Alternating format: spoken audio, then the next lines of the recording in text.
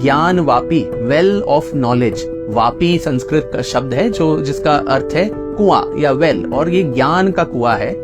तो उसमें उस शिवलिंग को छुपा दिया गया था।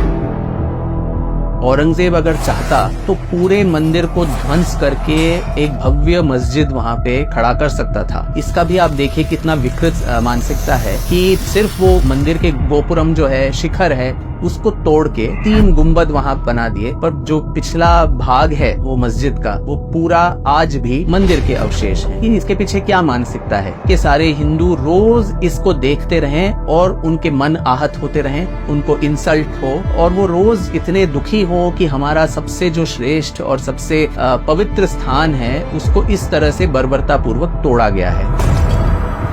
छत्रपति शिवाजी महाराज और उनकी माता, इनको इतना गुस्सा आया जब औरंगजेब ने काशी विश्वनाथ का मंदिर तोड़ दिया था, और तभी राजमाता जीजाबाई ने खुद अपने बेटे को बोला था कि इसका बदला तुमको लेना है। मुस्लिम समुदाय के लोग सब चीजें समझते हैं। जो वजू खाना में जाके रोज अपने गंदे पैर धोते थे, वहां कुल्ले करते थे, उनको भी अच्छी तरह से पता था कि वो शिवलिंग है। उसके बावजूद उस पे ऊपर एक ड्रिल करके उसको फवारा बोल के उसकी और जले पे नमक छिड़कने का काम किया है। जो फंडामेंटल टेनेट्स हैं वो यही है कि काफिरों का जो धर्म है उसको दबाया जाए, उसको इंसल्ट किया जाए। ये जब मानसिकता रहेगी तब सौहार्द और समझौता ये मुश्किल होगी।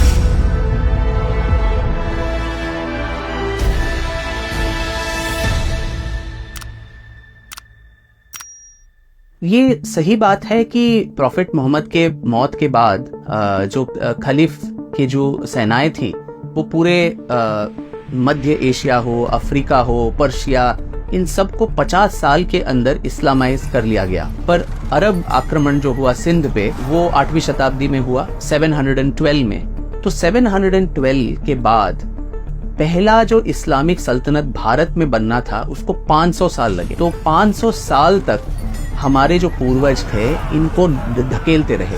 अरब आए, तुर्क आए, बहुत सारे लोग आते गए, पर इन सबको हम ढकेलते ही गए। और 500 साल कोई कम अवधि नहीं होती। तो इतने साल तक हमने रेजिस्टेंस दिया और हम विजयी भी हुए। इसीलिए वो अरब जो सिंध का छोटा हिस्सा है उसको छोड़ के भारत के अन्य हिस्से पे कब्जा नहीं कर पाए।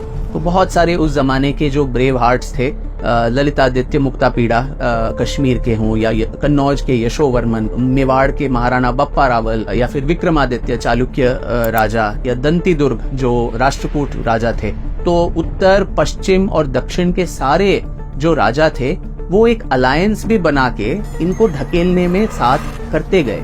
पर एक और चीज है कि हम जो है, और सावरकर जी इसको सद्गुण विकृति कहते हैं, हम हमेशा कोई भी युद्ध हो उसको धर्मशास्त्र में जो लिखा है उसके नियम से ही हम चलते हैं कि सूर्यास्त के बाद वार नहीं करेंगे, निहत्थों पे वार नहीं करेंगे, औरतों पे, बच्चों पे, बूढ़ों पे, इन सब पे वार नहीं करेंगे, और एक दूसरे के जो धर्म क्षेत्र हैं उसको हम ध्वंस नहीं करेंगे। पर ये एक ऐसे लोग थे जो अनसिविलाइज्ड, बारबेरिक, डेजर्ट कल्ट, तो ये आए और इनको ये सारे रूल्स का कोई ज्ञान नहीं था, ये फॉलो नहीं कर रहे थे। जब अपना शत्रु रूल को फॉलो नहीं करता तो हमें भी उसी के रूल, वो जिस भाषा को समझता है उसी भाषा में हमको बोलना चाहिए था। शत्रु बोध जो है हम समझ नहीं पाए।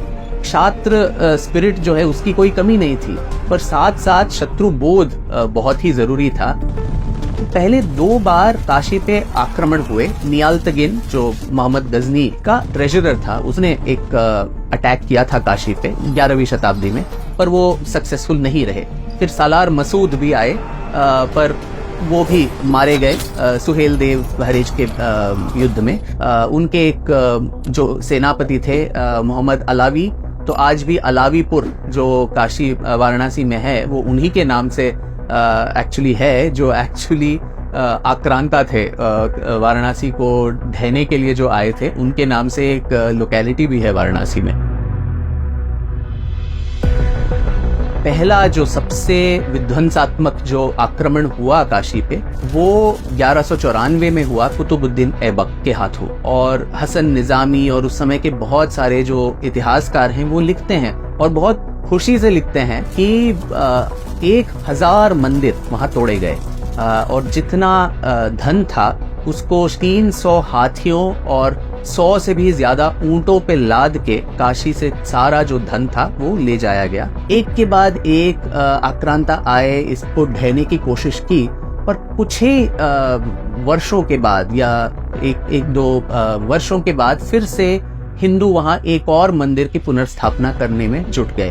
तो 1194 में कुतुबुद्दीन ऐबक ने इसका ध्वंस किया, पर 1212 में हमें उल्लेख मिलता है, ऐतिहासिक उल्लेख, कि बंगाल, सुदूर बंगाल के जो विश्वरूप नाम के एक राजा थे वो काशी में आते हैं कितने 12 साल बाद, और एक स्तंभ वहां लगा देते हैं कि ये नगरी जो है ये विश्वेश्वर की नगरी है। तो उनको शायद उस वक्त या तो वो पावर नहीं था कि वहां पे एक भव्य मंदिर का निर्माण हो, क्योंकि अभी तक दिल्ली सल्तनत का ही दबदबा वहां पे रहा, परंतु उसको ठीक करने के लिए और अपना जो विश्वेश्वर का आधिपत्य वहां स्थापित करने के लिए उन्होंने एक स्तंभ वहां निर्माण कर दिया, और वो बंगाल से आके उन्होंने वो किया। तो उसके बाद जैसे ही थोड़ा बहुत जो मुस्लिम रूल थोड़ा शांत होने लगा, हिंदुओं ने उस जगह में एक और मंदिर बनाने की कोशिश शुरू ही कर दी।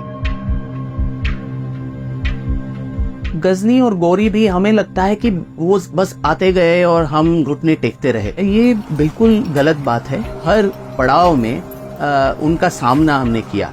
जो हिंदू शाही जो राजा थे, जो आज के जो अफगानिस्तान और नॉर्थ वेस्ट फ्रंटियर प्रोविंस जो पहले था, वहां पे जो हिंदू शाही राजा थे वो मोहम्मद गजनी को हमेशा परास्त करते ही आ रहे थे।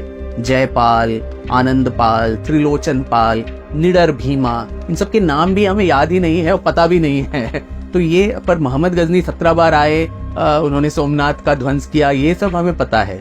रानी नाइकी देवी जो गुजरात की रानी थी चालुक्य वंश की, तो उन्होंने मोहम्मद घोरी को परास्त किया कासरहाड़ा के युद्ध में 1178 में। एक महिला होके उन्होंने किस तरह से शौर्य का प्रदर्शन किया और मोहम्मद घोरी को पछाड़ दिया।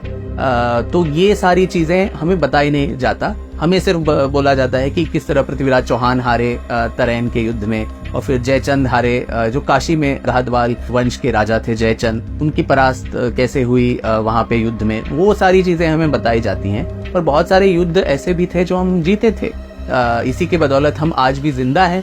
तो वो सारे कहानियां हमें कभी नहीं बोला जाता अपने इतिहास। ये 16, 17वीं और 18वीं शताब्दी तक जो सारे जो गोसैन और दशनामी संप्रदाय के जो साधु थे, और ये नागा अलग अलग अखाड़ों के साधु, ये सारे जो उत्तर भारत में और बंगाल तक अपने धर्म की प्रतिरक्षा के लिए ये लोग हमेशा तत्पर ही रहते थे। और ये मुगलों के वक्त पे हो या फिर ईस्ट इंडिया कंपनी के जमाने में भी जो सन्यासी रिबेलियन जिस नाम से हम जानते हैं, पर वो उसका क्या डिटेल्स है वो इतिहास के पुस्तक हमें ठीक से बताते नहीं। पर वॉरेन हेस्टिंग्स के टाइम तक ये सन्यासी जो थे वो अस्त्र शस्त्र उठा के अपने धर्म की रक्षा के लिए वो तत्पर रहे ही थे। तो ये एक और बहुत रोचक बात है कि औरंगजेब अगर चाहता तो पूरे मंदिर को ध्वंस करके एक भव्य मस्जिद वहां पे खड़ा कर सकता था। इसका भी आप देखिए कितना विकृत मानसिकता है कि सिर्फ वो मंदिर के गोपुरम जो है, शिखर है, उसको तोड़ के 3 गुंबद वहां बना दिए, पर जो पिछला भाग है वो मस्जिद का, वो पूरा आज भी मंदिर के अवशेष हैं। इसके पीछे क्या मानसिकता है कि काशी के सारे हिंदू रोज इसको देखते रहें और उनके मन आहत होते रहें, उनको इंसल्ट हो, और वो रोज ये देख के वो इतने दुखी हो कि हमारा सबसे जो श्रेष्ठ और सबसे पवित्र स्थान है उसको इस तरह से बर्बरता पूर्वक तोड़ा गया है। तो ये बात लोगों के मन में हमेशा बना रहे, इसीलिए उसको पूरे तरह से ध्वंस न करते हुए उसके अवशेष ऐसे ही रखे गए। तो उसमें बहुत सारे कहानियां बनते हैं कि वो ज्योतिर्लिंग जो था वो सुरक्षित रखा गया। जो पंडित थे उनको पता चल गया था कि औरंगजेब के सेना आ रही है, तो वो लिंग को ले जाके ज्ञानवापी जो कुआं है, जो पुराणों में उसका उल्लेख है कि वो शिव ने ही इसको अपने त्रिशूल से खोदा था और वहां से एक फवारे के रूप में पानी प्रकट हुआ। और ये ज्ञान Vapi, well of knowledge, Vapi Sanskrit का शब्द है जो जिसका अर्थ है कुआं या वेल, और ये ज्ञान का कुआं है।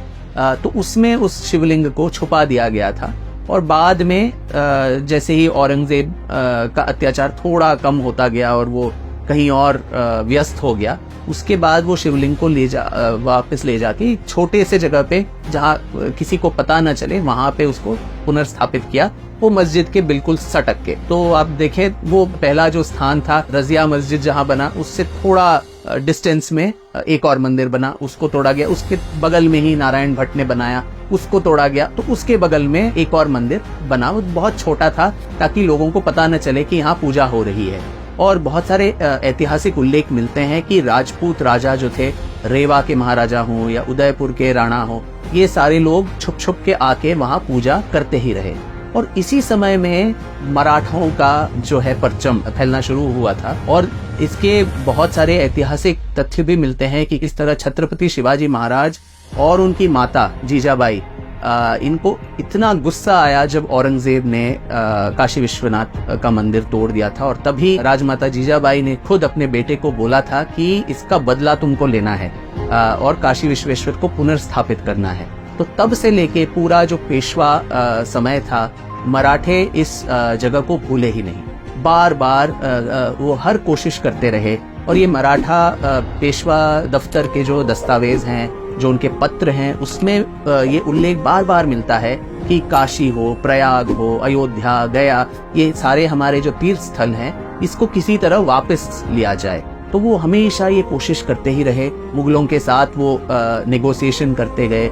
इनफैक्ट मैसूर युद्ध में भी जब नाना फडणवीस कॉर्नवालिस के साथ नेगोशिएशन करते हैं, आप तीसरे मैसूर युद्ध में, नेगोशिएशन के टर्म्स में एक ये भी चीज है कि हम आपकी सहायता तब करेंगे अगर आप हमें काशी विश्वेश्वर का मंदिर लिबरेट करने की अनुमति दे। 1780 में जब महारानी अहिल्याबाई होलकर इंदौर में शासन कर रही थी, उन्होंने तब तक बहुत सारे अन्य मंदिरों का जीर्णोद्धार किया था। सोमनाथ हो, सारे जो 12 ज्योतिर्लिंग हो, 4 धाम हो, 7 पुरी हो, पूरे उत्तर दक्षिण सबको एक धार्मिक सूत्र में उन्होंने बांध दिया था। इसीलिए उनको एक देवी के रूप में और पुण्य श्लोक और माता के रूप में उनकी आज भी इंदौर में और कई सारी जगहों में उनकी ऑलमोस्ट पूजा होती है।